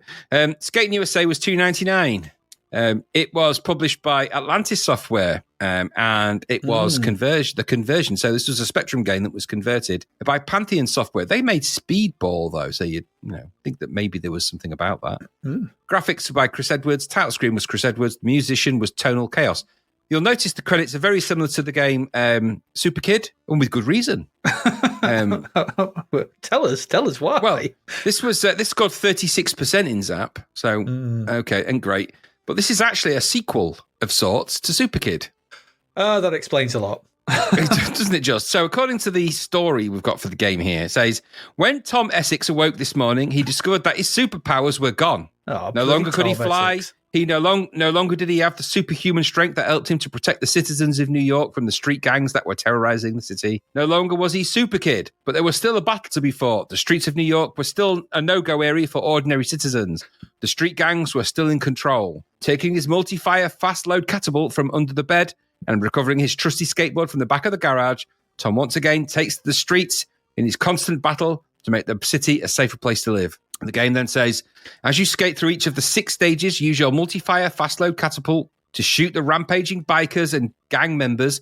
Skating into them also kills, but this depletes your energy. For extra energy, collect the hamburgers and various types of fruit that are scattered throughout the screens. Skating over a banana skin will increase your speed until the end of the current stage. Each of the dollar bills must be collected as these light up the Skatin USA sign. When the sign is fully lit, you can head for the exit at the right-hand side of each stage. If our bonus timer reaches 0, then it's game over. If you complete a stage within the time limit, you enter a bonus stage where you can use your remaining time to skate for extra points.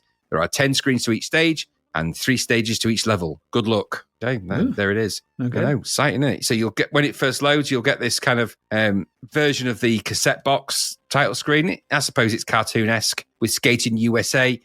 This all feels a little bit like an overstatement and a misstep here. After that, you'll get the kind of the title screen, such as it is. That's the loading screen. The title screen is just text. Skatin USA writing at the top. And then obviously some credits underneath that.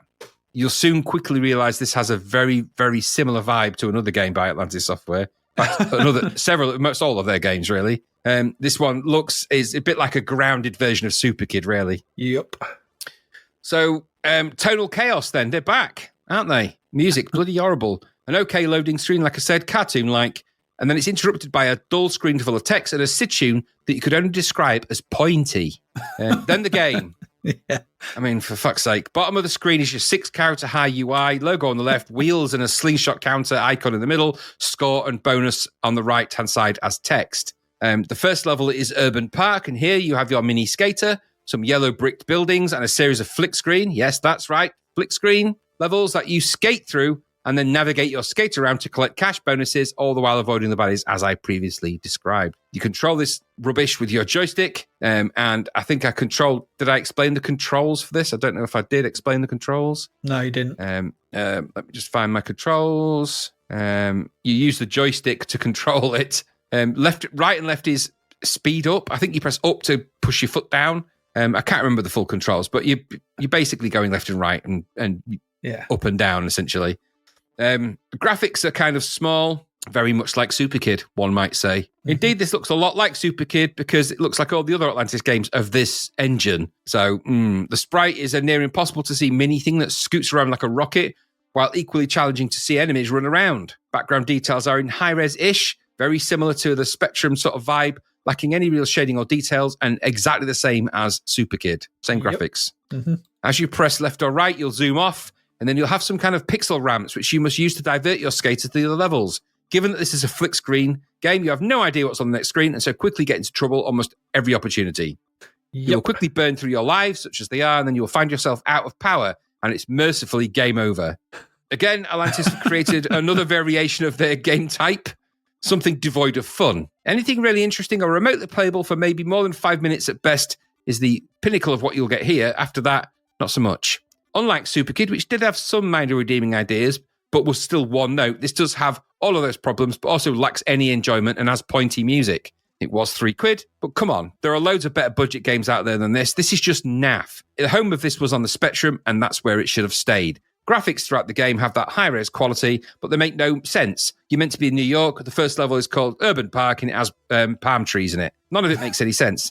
The enemies look like flat-capped, muscular northerners who romp around, holding what look like dildos.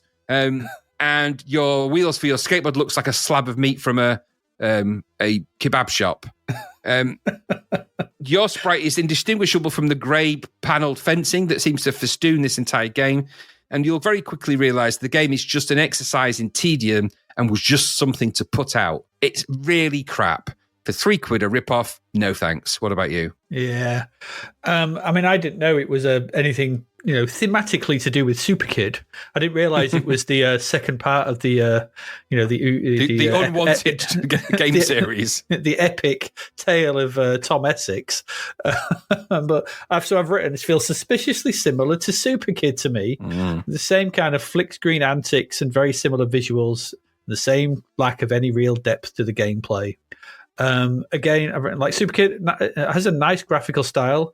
I'm sure the enemy sprites are the same, if not really very similar. Those brown chunky things. Oh, they're exactly the same. Yeah. But the game is really annoying to play. Like you said, Super Kid had, and weirdly, this actually scored higher than Super Kid in Zap.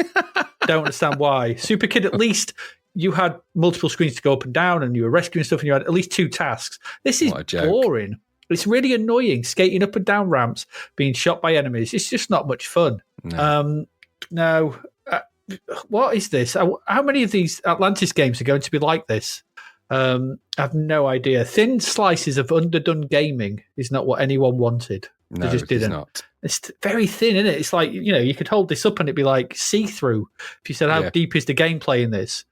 You could use this to sort of put in the front of your car or something. You still drive around. Rubbish, just rubbish, pointless. 36%. No, there's no game here. There's nothing going on. Nope. Yeah, at least Super Kid. I mean, someone pointed out on our Discord, Lee Dove pointed out that Super Kid was very similar to the Atari 2600's Superman. Yeah. And they were right. They were right about that. But this just, so there was something to Super Kid, at least a little bit. Just got a bit boring because very quickly. This was just crap from the start. Didn't like this. Skatin USA. No, not very good at all. No. We're not having much luck this week, are we? No, we are not. No. Should we move on to our last game? Should we move on to our last game and see if it's any better? Do it. Okay, let's move on to our final game of the week. And our final game, well, this got 80%. This is Summer Camp. £9.99. And this is the latest game from Thalamus. Ooh. Thalamus. So hopefully things looking up. It's a bit of a strange change of pace for them. This Summer Camp. This is from Mr. John Ferrari. Okay. Remember him? Super cool name. He did games like The Human Race, Hollywood or Bust, Pub Trivia, Super Dragon Slayer. I think they're the ones we've looked at. He also did a load of games not reviewed in Zap. BMX Freestyle Simulator, Fruit Machine Simulator 2, Monte Carlo Casino, Moto X Simulator. He also did a game called Ninja Massacre. Okay. I added that one to our list of games that Zap forgot because with a name like that, how could I not? Ninja Massacre. That sounds cool. Anyway, for this game, Mr. Ferrari concepted it, he coded it, he drew the visuals, and he did the loading screen. This is a Ferrari joint. Ooh. What a talented guy. Only thing he didn't do was the music, and that was by Mark Clements, who we previously heard on Jet Bike Simulator. Okay. Which I can't remember all. So Summer Camp, or to give it its other name, its full name, Summer Camp, featuring Maximus Mouse, is a cutesy flick screen platformer where you play a mouse, Maximus Mouse, to be precise. According to the instructions, the story for this is thus. Get involved in the craziest cartoon game ever. Summer's here. Isn't Summer Camp wonderful? Plenty of fresh air, water sports, ball games, and barbecues. The good life. One problem, the camp flag, the stars and stripes, has gone missing. And there are only 24 hours before the summer camp's opening ceremony. You're Maximus Mouse, the camp's resident rodent who is bound to get the blame. Why? The next thing cooking on the barbecue could be your goose, unless you find a replacement flag pretty quickly. But where can a replacement be found? And another problem, when you're only a few centimetres in height, every journey seems like 1,000,000 miles. What Max needs is transport, a vehicle. What he needs is help. That's just bizarre as Okay. far as I'm aware. It's just, what the hell? Hey? Okay, yeah. The game has an okay loading screen, but after looking back at the previous Thalamus releases like Retrograde and Armalite and so on, it doesn't really compare, I'm afraid. Because it shows a large mouse trying to fix a car whilst the dog holds a knife from behind it. The perspective on it is all wrong because the mouse is massive and the dog looks like it's looking at the part of the mouse that it shouldn't be looking at. It's a really weird title screen, loading screen. Anyway, the title screen itself's got Maximus poking his head out through a circle at us. Bit Looney Tunes-esque or something, I thought. Yeah, it is very. It's kind of like that. And it's got the logo and credits and the scrolling message at the bottom telling us controls. It's nice. It's a nice title screen. It flicks to a high score table. It's good. Music here is pretty good by Mr. Clements. I thought it was very Thalamus. It's very Thalamus sounding music. That, Not much more to do. You can't really do anything. There's no options. Pressing fire in port 1 starts the game. So the game itself is built up 4 levels with an interstitial bonus game between each one. And each level is a load in and of itself. The first level sees you start in the camp. The level 2 is the ghost town. Level 3 is the gold mine. And the final level is the moon. It turns out that the flag that they planted on the moon is the only flag that he can find to bring back to the camp. That's the plot here. Go buy one. They sell them everywhere in America. I mean, he's a mouse though, isn't he? But he's got anyway. Each level is built up of numerous flick screen platforming challenges, and you can move from room to room in any way you see fit, as long as there's an exit. As most rooms have more than one exit from them, meaning that exploration and the direction of the game is kind of up to you to a degree. It's a bit open-ended. Yeah. The aim of the game is that on each level there are 6 Acme crates scattered about them, and you need to find them all in order to progress to the next level. These crates contain parts of a vehicle which you need in order to travel to the next one, and or get home. Next level, so in order to travel to the next level or get home at the end of level 4. So level 1 sees you collecting parts of a car. Level 2 is a big sort of drill to get to the mine. Level, because you're in the ghost town, to travel to the mine, you need a big drill. Level 3 has you build a rocket to get to the moon. And finally, level 4 has you build a lunar lander type thing to come home. So that's what you're building. Mm-hmm. Once you have all the bits, you instantly enter into a mini game where you must build it. You must build you kind of build in 6 parts, so 3 across and 2 down. And you basically select arrows at the bottom in a random order until you work out the right way to select them. And then it builds the vehicle. It's a bit confusing. It's just like it's just an order of arrows to press in the right order. So it's like down, okay, no, wrong, up, no, oh, there you go. It's that one. It's just that until you get it right. Once you're right, you get a bonus and you're on to the next level. And if you do it right after level 4, you get a congratulatory screen telling you how brilliant you are, and it's the end of the game. So that's it. That's the overall arc. That's what this is all about. Collect bits of vehicles to get to the moon and back again. The moment to moment of this sees you running around with left and right to move and up to jump. Standard platforming controls. Each screen is filled with various enemies that must be avoided, as contact with them costs 1 of your lives. Lose all 3, game over for Maximus. The UI at the top takes about 4 or 5 character lines. It shows your score, your energy, the number of lives represented by Max's face, and the number of blueprints presently collected. So when this game starts, the opening screen, the opening level screen, whatever you want to call it, it's a good representation of the whole thing. You spawn, and right next to you is a mosquito flying up and down. If you move right, you'll die instantly, which is what I did. You will die instantly because you're just kind of like getting used to the controls. You're just dead because there's no room to run under that mosquito. You'll just die. So to the left, there's like a gap, which if you can drop down into the screen below, but if you want to get over it, there's a kite, which is sort of moving across the gap. And you can jump onto the kite and use this. It will carry you across the gap. But above this gap, and this is the game's kind of like what it does differently. This is what it brings to the sort of thing. So above the gap in this bit, you'll see there's various icons, and you see these on all these screens. These various icons, and you can jump into these. They'll either aid or hinder you, kill you. So you can pick up fruits. They allow you to spit seeds, I think, to kill the enemy. So that allows you to press the fire button to shoot. So that allows you to take out the mosquito and move past it. So it's like that. So that makes navigation easier. At one point in one of the screens, you turn into a helicopter, so you can fly around. things like that. Later on, you sort of step on, you use 8 balls, you knock these 8 balls and these sort of crates out, and they aid navigation because they sort of allow you to sort of get to a higher platform. So each screen has ways to approach it, which kind of need you to get the power-ups on there and use them to make your way across it. And when you do, you collect all the bits and off you go, and you progress to the next screens and find all the Acme bits. That's what it is.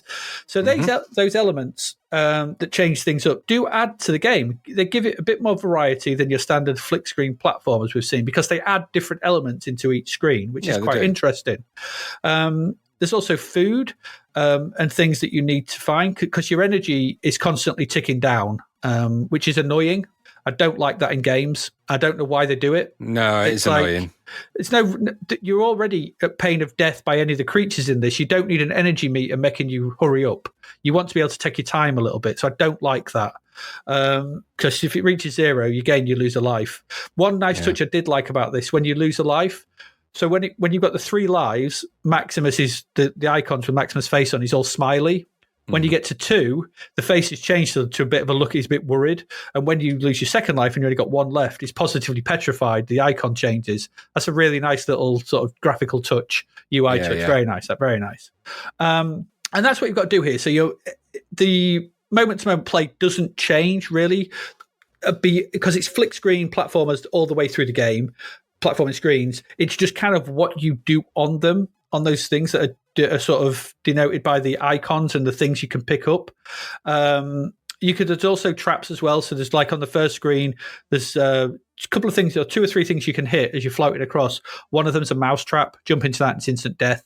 So it's the icons themselves are a bit awkward to kind of see sometimes what they are. So it's a bit of trial and error to work out what things are. And that's what you got to do. So the visuals throughout, though, I thought were pretty good. Well-drawn sprites. There's a cutesy, colourful style to this, to the whole thing. It's thematically consistent. It's all in medium res. So the backgrounds and the platforms are similarly well-drawn. It looks nice in its, chunky, medium res style, single screen, flick screen platformer type way. Yeah. There's a good cohesive style to it. It's not as good as things like Creatures, which was better than this, but it still looks pretty decent. It's simple colours. It's quite bright pastel colours and strong, solid blocks of colour. It works. It's fine. There's no flickering or anything, no slowdown that I noticed. As you progress from level to level, the screens get tougher. New enemies are introduced, as you would expect. And it just gets more and more challenging, and the things you've got to collect and the way you've got to navigate screens and things like that, and things start shooting at you, it just becomes tougher as you progress through it. You can also choose to play with sound effects or music. The music itself is actually all right. It's a nice and jolly throughout. The first level is a version of On the Trail of the Lonesome Pine. It is, yeah. It's kind of weird, but it's kind of mixed into a sort of nice jolly tune. But it works. It fits the game because you're in a summer camp in America, and out in the sort of wild. It fits it, and that's quite good. You can toggle it on or off if it becomes too annoying, though. And that's the game. So after all that, is it any fun to play? Regrettably, no. I didn't find it particularly fun.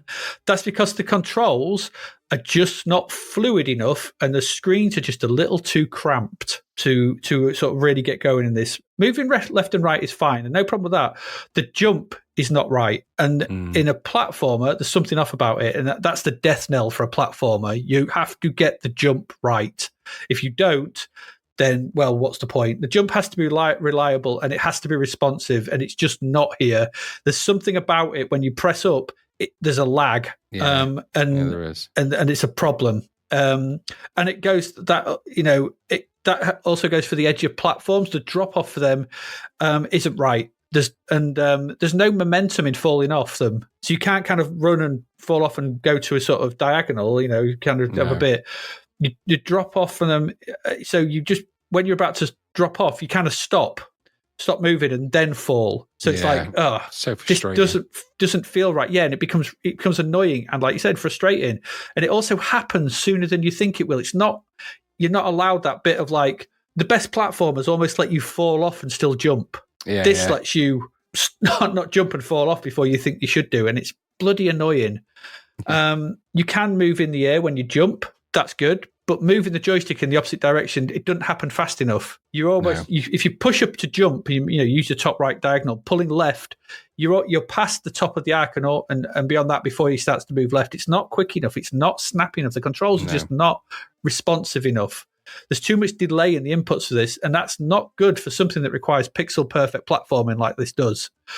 For example, on the first level, this is the first level, there's an Acme crate at the top.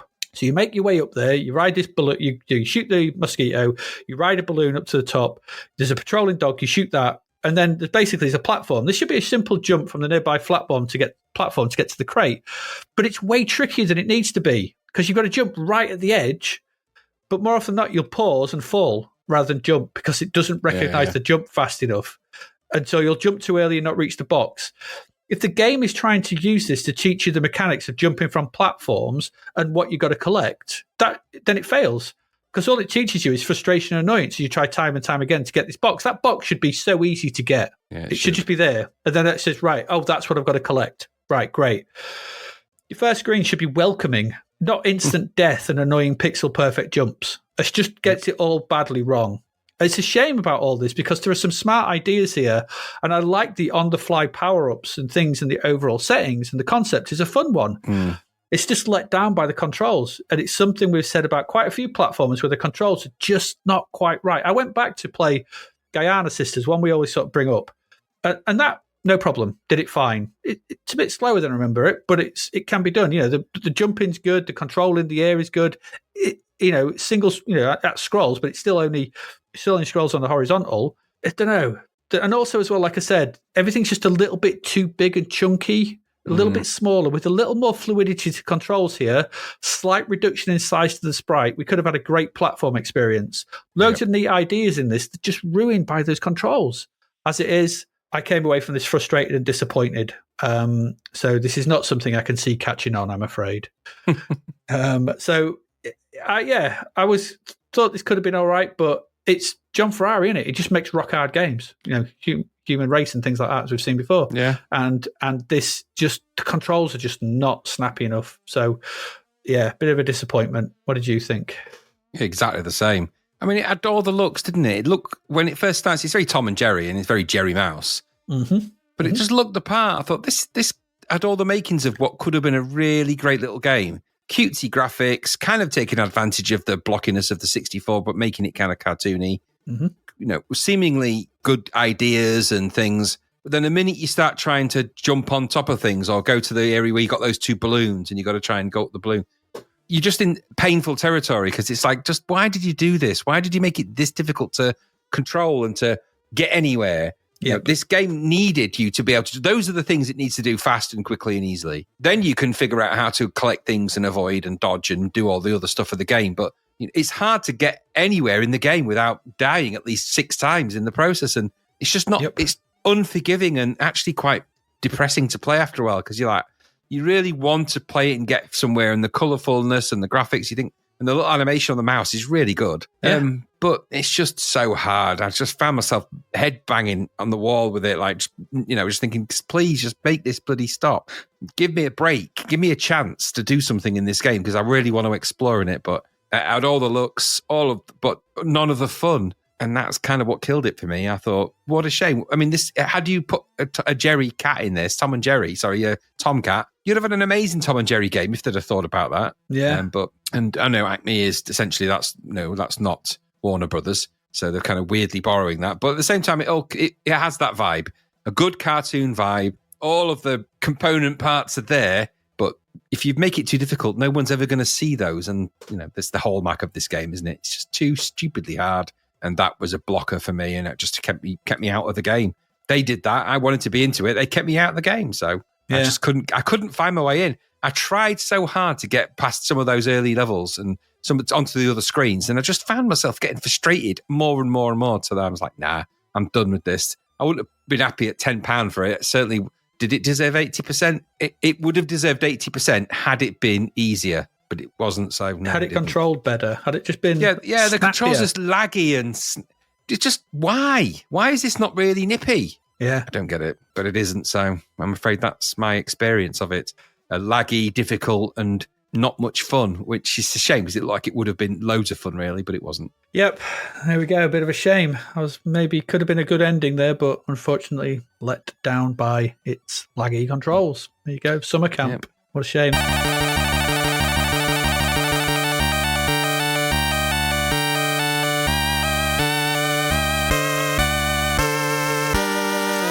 There we go. That's it for this week. A rather maudlin week. Not particularly great. Night shift to work on the platform. Vindicators was rubbish. UN Squadron was rubbish. Skatin USA was barely a game, and summer camp laggy and ultimately frustrating. Yep. Sometimes you just get those weeks, don't you? Sometimes every now and again they happen. Every now and again they happen. You never know. We never know until we play them. That's it. That's it for this week. What have we got coming up next week? Next week we round off. February 1991. We've got 4 more games. The epic Shadow of the Beast. Heavy. They've got the Curse of Ra. Ooh, Rari. We've got Cyberball. Okay. The future of football or something. And finally, we round off the month with Ed the Duck. Okay. Who knows what those 4 games will end? We've also got some crap verts as well next week for a bit of end of the month fun. So there you go. That's it. I don't think there's much else to say. We've done all our things at the beginning. You got anything you want to add, Graham, about that lot of games? No, just not very good. Not a great February, really. I mean, apart from the trouble is it had such a peak at the start. Everything else is going to seem crap, but these are extra crap. So there's been nothing really good or fun. Yeah, true. Turrican 2 just sucked all the air out of the room. Yeah, but they're just not. They don't seem to be able to inject fun into their games. What happened to that idea? Yeah, I don't know. Yeah, I don't know. So we're gonna. I think on that depressing note, we're gonna leave you. Hopefully next week will be more fun. Still have a good week. We'll have a good week. So as ever, I have been Adrian Mills. And I have been Graham Raddings. And you have been listening to Zapped to the Past. And we will see you again next week. The past. Zapped to the Past. God, he'd hate this title, wouldn't he? Yeah, he would. Yeah. Why did you call your podcast Zapped to the Past? Bloody podcasts. Bloody podcasters and your stupid names. There you go. On that note, so long. Thank you for listening to the Zapped to the Past podcast. We hope you enjoyed our deep dive into the world of Commodore 64 games, as well as the music, films and TV from around the 1980s, driven, of course, by the issue of Zapped 64 magazine published at that time. We will return with a whole new batch of games and stuff to talk about next week. Until then, if you want to listen to or download previous episodes of Zapped to the Past, and why wouldn't you, they can all be found on our website at zappedtothepast.com, as well as being available on Podbean, Apple Podcasts, Google Podcasts, Spotify, Deezer, Audible, Player FM, and, well, pretty much anywhere where we can upload them. By the way, we do always love to hear from our amazing listeners, so if you'd like to contact us about anything in the podcast or beyond, you can do so by emailing us at zappedtothepast@gmail.com. We're also active on Twitter under @ZapTother, as well as Facebook, Instagram, and most social media platforms. Just search for Zapped to the Past and you'll find us. Oh, and if you like the podcast and what we're doing, please do like, share, review, rate us. It really helps. Something, apparently. The Zapped to the Past podcast is written and produced by Adrian Mills and Graham Raddings, and recorded at Flaky Bits 2.0 Studio. All opinions expressed are those of the writers, and while we indeed love Zapped 64 magazine, the Zapped to the Past podcast is not affiliated with it in any way. Stay safe, see you next time, and remember, we play these games so you don't have to.